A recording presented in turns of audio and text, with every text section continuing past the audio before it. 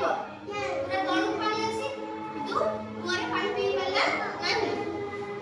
ଦେଖିଲା ଗୋଟେ ବୁଲି ବୁଲି ଦେଖିଲା ଗୋଟେ ମାଠିଆ ଥୁଆ ହେଇଛି। ମାଠିଆରେ କିନ୍ତୁ ଅଳ୍ପ ପାଣି ଅଛି। ତାକୁ ପ୍ରବଳ ଶୋଷ, ସେ କେମିତି ପାଣି ପିଇବ? ସେଠୁ ତାର ଚକ୍ର ବୁଦ୍ଧି ଦ୍ୱାରା ତା ବୁଦ୍ଧି ବଳରେ ସେ କଣ କଲା, ଦେଖିଲା ଥଣ୍ଟ ବୁଡେଇଲା ମାଠିଆ ଭିତରକୁ କିନ୍ତୁ ମାଠିଆରେ ତା ଥଣ୍ଟ ପାଇଲା ନାହିଁ। ତ ଉପରେ ପାଣି ଯାଇ ପୁରା ତଳେ ଅଛି। ସେ କଣ କଲା, ଚତୁର ତାର ବୁଦ୍ଧି ପ୍ରୟୋଗ କଲା, କହିଲା କେମିତି ମୁଁ ଏ ପାଣି ପିଇ ପାରିବି।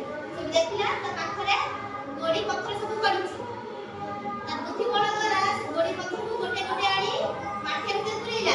କଣ କଲା, ମାଠିଆ ଭିତରେ ପୁରେଇଲା। ଶ୍ରୀକୃଷ୍ଣ କହିଲେ ଗୋଟେ ଗୋଟେ ଗୋଡ଼ି ସାହାଯ୍ୟରେ ଗୋଡ଼ିକି ନେଇକି ମାଠିଆ ଭିତରେ ପୁରେଇଲା।